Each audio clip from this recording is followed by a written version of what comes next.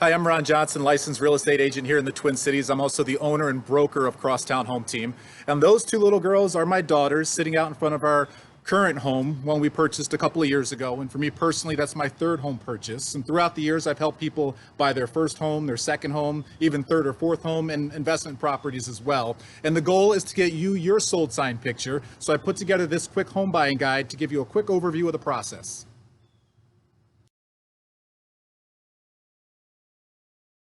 There are several steps involved in purchasing a home, and the first thing we do is start with a very simple conversation to get to know each other better. So you know what you can expect from me as your real estate agent. I'm here to guide you through the process, advocate for you, and advise you throughout the whole process. But you are in control of this process. Every buyer is different, every house is different. So I really want to tailor this process to best meet the needs that you have in your life throughout this process to make it as smooth as possible to get to the end and get to that closing table. So one thing we'll talk about is communication. How do you like to be communicated with? Is a text message okay? Do you like a phone call? Is email okay? Does it depend on where you are that particular day and what's going on in your life, whether it's work or family? So what's the best communication style? Or do you like a video explainer?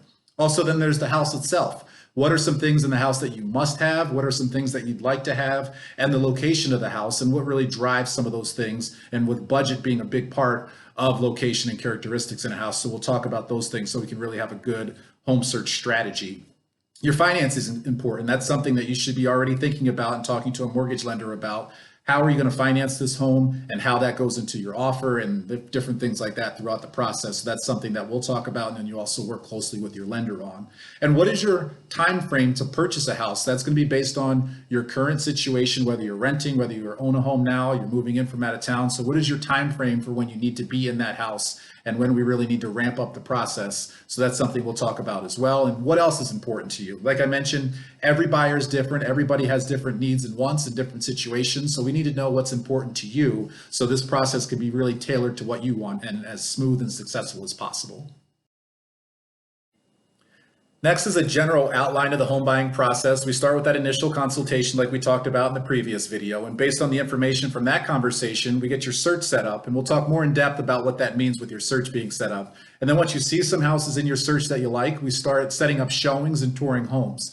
Now you'll notice that financing runs from the top of the process all the way to the bottom of the process. You want to get your pre-approval taken care of as early as possible, working with a trusted mortgage lender. So you'll know what your budget is and what you can expect estimated wise on a monthly payment, and what your options are as far as conventional, FHA, maybe you qualify for VA benefits. And even if you're a cash buyer too, we need to make sure that you're getting those funds liquid throughout that process. They'll be available for closing, but you'll work with your mortgage lender throughout the entire process from pre-approval to final underwriting.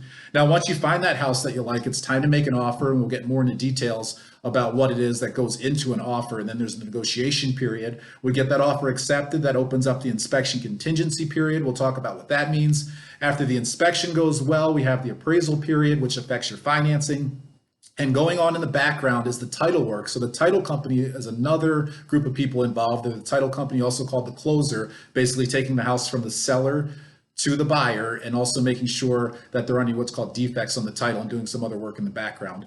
Everything goes smoothly. It's a couple days or so before closing. We have that final walkthrough, so you can walk through the home, make sure there are no surprises. And then after that's all good, we go to closing and you become the owner of that home. Okay, so you found that house, now you're in love. So what do we do at this point? We make an offer. So what I'll do for you is I do a detailed market analysis to take a look at recent sales in that particular neighborhood for similar homes. We'll also look at how long that house has been on the market, what other competition there is for that home, and if there are other offers on the table, and some other factors as well. And ultimately, I make a recommendation for an offer to you, but you control the cards and you say, okay, well, I'm comfortable with offering this, and we write up the offer and present it to the seller. Other things that are going to go on in the offer, what your financing is that needs to be firmed up by that point. We also need to submit a pre-approval letter from your lender along with the offer.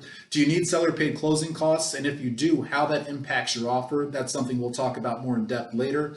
Earnest money is something else we'll talk about later as well. How much earnest money? When are you protected with your earnest money? When it's refundable and when it becomes non-refundable? Other things are closing dates. So when's it all over? When do we sit down and you become the owner of that house? Other things that may go in the offer, we'll talk about things like personal property. Generally speaking, you'll get all the kitchen appliances, sometimes washer and dryer, and you may want some other things throughout the house. That's something that's included in the offer. A home warranty is something that also could be negotiated into a home warranty. Special assessments, taxes, different things like that. So there's a variety of things that can go into an offer, but these are some of the basics to get you started. I highlighted some key aspects and key terms that you're running throughout the sales process, and we'll start with the sales commission. How do I get paid? Well, as the buyer's agent is paid by the seller. So you as the buyer are not paying any commission. And also my company, Crosstown Home Team, has chosen not to charge a broker admin fee. So you're not paying any transaction fees, broker admin fees, or commission for the buyer representation service. Also, there's the seller's disclosure. That's something you'll get from the seller that discloses any known what's called material facts about the property. We also may run into something called the disclosure alternative, and we'll talk about that if we do run into that, and what that means and what risks there are for you there. There's the professional inspection that you should have. I recommend all offers are written with an inspection contingency clause. I have inspectors that I like to recommend that I work well with, that I recommend to my clients. It's also recommended you have a radon inspection. I'll have plenty of information to you about radon and how that affects real estate. There's the appraisal, which is the lender orders an appraisal from a third party to determine if the value of the home is equal to the purchase price. And we'll talk about what all that means as well. If you're buying a condo or a townhouse, you're going to have an association, and Minnesota requires 10-day right of rescission for associations. Occasionally you'll run into that with single family communities as well, but generally townhomes and condos. There's a negotiable home warranty that you could negotiate into a deal. There's the title report that the title company works on. Also, title insurance is something the title company will ask you if you'd like to purchase, which you really should to protect your interest in a home. And then there's the final walkthrough. Again, we walk through the house right before closing to make sure anything you negotiated in the inspection is taken care of and there are no surprise changes to the house. And then we're all set to go on to closing. Now, generally speaking, from the time you write your offer and it is accepted to the time of closing is about 30 to 60 days. It could be slightly faster. It definitely can be longer. It just really all depends on the particular details of that transaction itself. But you can plan on about 1 to 2 months. But again, the details can make that longer or shorter. Now, while all that's happening, I'm communicating closely with you to keep you updated on the entire process. I'm also talking with your lender to make sure that the financing is moving along smoothly, talking with the title company to make sure they have everything they need. Also working with the seller's agent. We may have negotiated some things that needed to be taken care of in the inspection period, so I'm talking to the seller's agent to keep up to date on what's happening there. Now, your responsibilities throughout this entire process, communicate with me if there's any changes. Also, stay in touch with your lender if they need anything from you. It's important that you get that to them in a timely manner. Also, do not make any major credit purchases or job changes without first speaking to your lender, and that way everything can go smoothly and we can get to closing.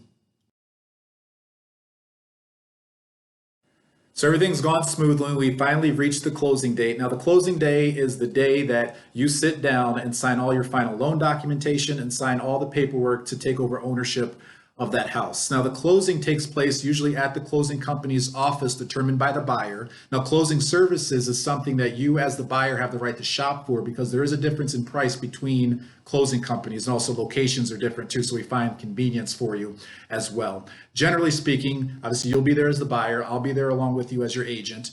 Your closer will be there. Sometimes your lender will show up. The seller will be there. The seller's agent will be there. The seller's title company will be there unless they pre-signed earlier. But generally speaking, all of us involved in the transaction are all sitting around the table. You sign the paperwork. You have a chance to ask some questions to the seller. And that's when you take over ownership of the house. Now, you will have a chance to look at your final closing numbers, which is called your closing disclosure, which you'll get from your lender prior to closing. So there shouldn't be any surprises on the numbers at the closing table.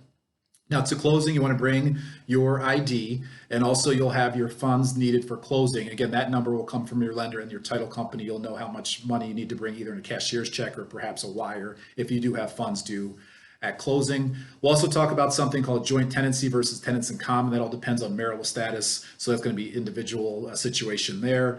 So that's one thing. And then also homesteading will be another conversation that you have at the closing table. So that's generally what happens at the closing table. And after all that's over, you get the keys and congratulations, you are now a homeowner.